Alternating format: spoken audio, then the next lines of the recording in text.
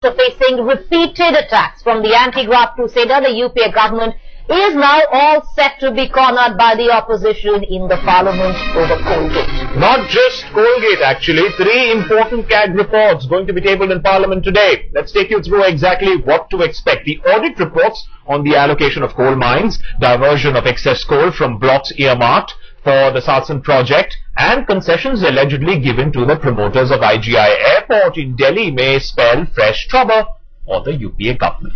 The National Auditor's draft report on Colgate has already claimed that a scam of rupees 1.8 lakh crore has happened. The CAG is also claiming that private players were given undue benefits by the government. The allocation of total 149 coal blocks between the year 2004-2006 are all under the scam. Now, on the other hand, the CAG has also smelt a scam of 1.63 lakh crore rupees in the Delhi Airport modernization project. Now, the delay in tabling the reports in Parliament has already triggered controversy, with the opposition accusing the government of trying to keep these numerous scams under wraps. The UPA is worried about the fallout of a fresh tranche of National Auditor's findings that could again land it in a whole lot more of hot water. Now, the government is particularly worried about the CAG report on the allocation of coal mines, as it involves the name of the Prime Minister. It indeed could be a headache for the government, which was revealed after a poor response to Anna Hazare's agitation and an early end to the Ramdev stir. Now, ahead of the tabling of this crucial CAG report in Parliament, Prime Minister Manmohan Singh on Thursday has said that he has done nothing wrong while allocating these coal blocks. Allegedly, of course, it is being alleged against him that he was responsible for giving it away at very, very cheap, almost throwaway prices. Speaking exclusively to Headlines today, Manmohan Singh has said that there has been no wrongdoing on the government's part. Alright, let's cut across to our political editor, Javed Ansari, giving us perspective on what to expect on the floor of the parliament. Also, with him, my colleague Mayur Jha is going to tell us exactly what these 3 reports are and why the government should be worried.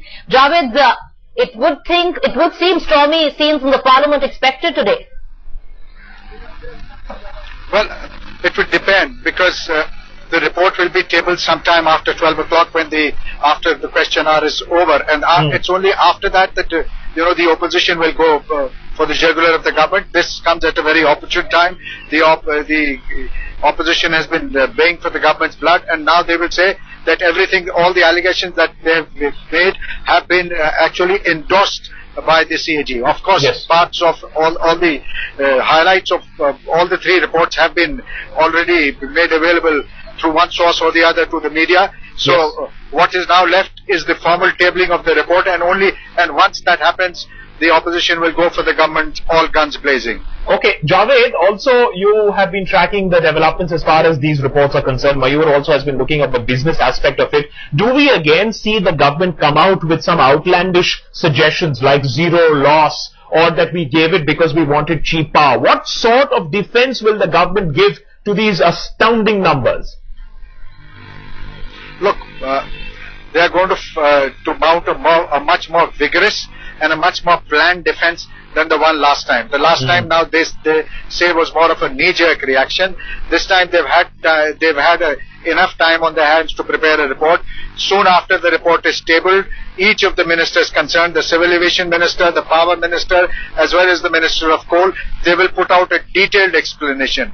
And if the Prime Minister, of course, indicated the line of defense that they are going to take, he said, our priority was not to generate revenue. The decision-making lies, formulating policy lies in the domain of the executive. We did that, and our hands are clean. There is nothing to worry. We have a strong case, and therefore there is nothing to worry. We will place the facts before the people and before Parliament.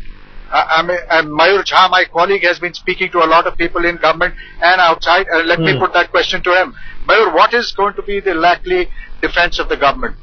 Javed, in fact, the clear defense of the government over here will be the fact that a lot of inputs that the government provided to the CAG as part of the exit interview have not been incorporated in the final CAG report. Now, this government sources say is a gross violation as far as the auditor is concerned, because as a procedure, the auditor conducts the exit interview with the department concerned and incorporates the inputs of the department in its final report. But this time around, that has not been incorporated, despite the government saying it categorically that objective objective of coal allocation was never to maximize revenues. The whole objective of coal allocation was to ensure that power to the farmers, power to the industry and power to the consumers is made available at an affordable cost and is made available abundantly. Now they're saying that it's because of these confusions that the country is facing a grim power scenario as well. So all this is likely to find a way in the government's holistic defense as far as this report is concerned. Okay. Okay. Yes, Akash.